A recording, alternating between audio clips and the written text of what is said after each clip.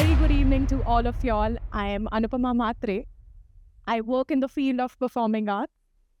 I'm a modern contemporary dancer, a theatre artist, fitness enthusiast, yoga coach, a poet, and a pageant winner. But I wasn't always like this, especially speaking on stage. I was an underconfident engineering student trying to figure out my 9 to 5. Whenever I entered a room, I tried to dissolve in the shadow. But deep down, I knew I had to step into the light someday, and I couldn't remain afraid. I wanted to live a dream larger than life, so I transformed myself. But rather than talking about my journey, I thought, what can I share with you that you don't already know?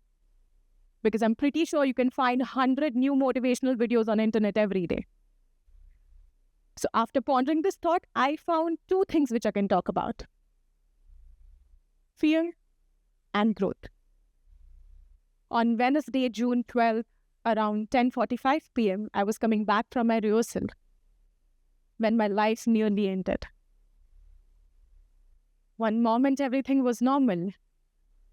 In split second, chaos. I hit the ground hard, my limbs battered, my face torn up. It was hit and run case. But through the pain, through the shock, one thought cut through the haste. My performance. Not the injuries, not near encounter with death, just my performance. I was in between shows that time. I was terrified. Because my art is who really I am, and fear of losing myself was so deep that I was in denial of change. What if I could never perform again?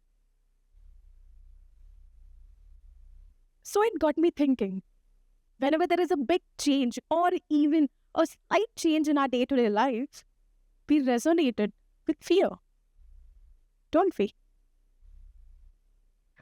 So I asked a question to myself, what truly is fear? Fear of losing what we love, fear of uncertainty, fear of transformation. At its core, fear often stems from attachment. Losing something or someone that defines us. In my case, it was my art.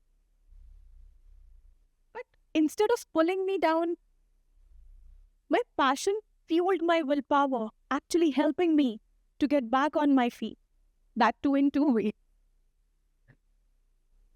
The fear of losing what I loved the most was so intense that it actually helped me to overcome the massive trauma caused by the accident. Alongside my art, reading, writing, journaling, meditating helped me smoothen my journey. Now the real challenge was to learn how to love fully while accepting that change is inevitable. And as we say in physics, we cannot precisely measure both position and momentum of the particle at the same time. This inherent unpredictability isn't just limitation in physics. It reflects the fundamental truth of existence, that change is woven into the very fabric of reality.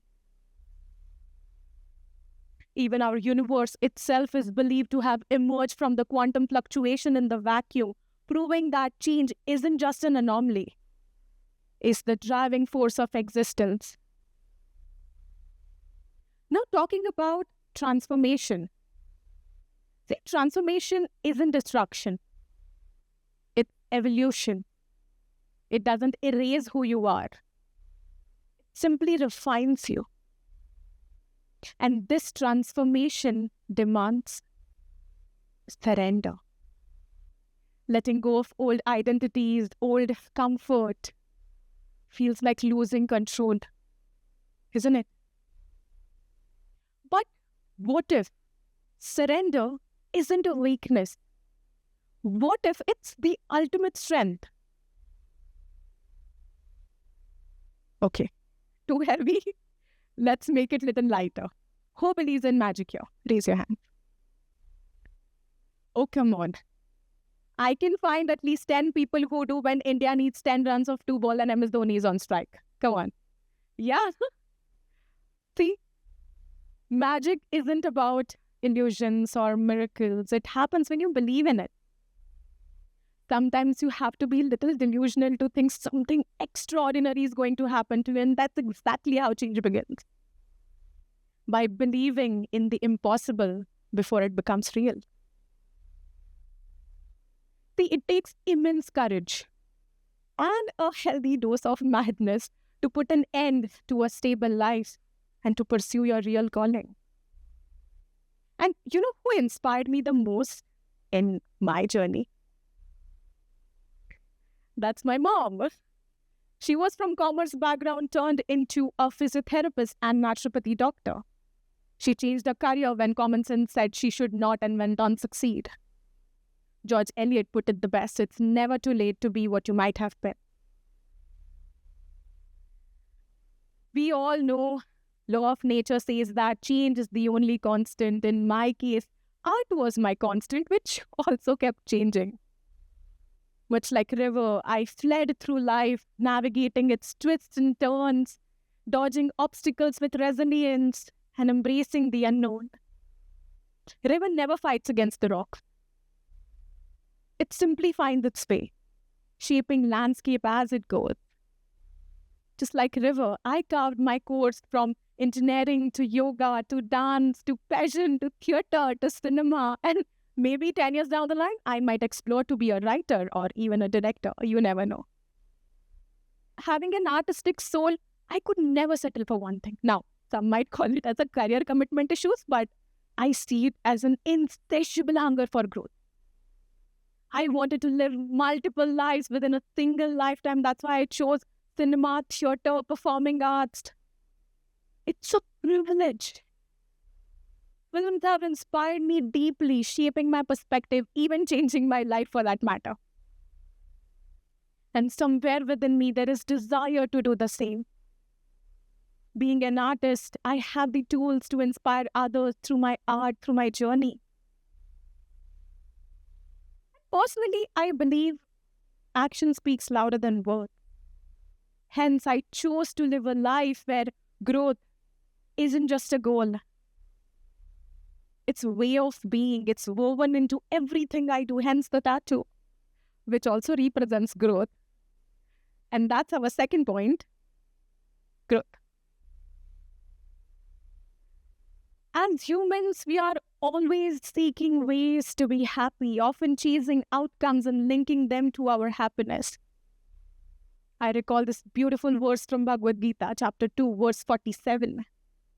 Karmanyevadhikaraste ma phaleshu kadachana ma karma phale heturbhuma sangustava karma. We all know this very famous phrase. This emphasizes that our focus should be on our duties, on our actions, on our journey, and not on the results they yield.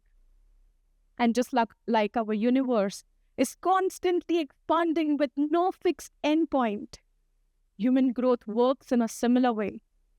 There is no ultimate final success. Real joy is in expanding our knowledge, our skills, our experiences, which requires to overcome fear of change and allowing transformation to occur. And just like our TEDxVIT logo, a caterpillar doesn't become butterfly overnight. It enters the cocoon, dissolving completely. In that darkness, it rebuilds itself, trusting the process. Now, struggle to break free isn't a barrier. It's a huge challenge. Challenges at the end, they are not bad. They are the cocoon. So break the cocoon, embrace the process, and let the alchemy of change happen to you. Thank you so much.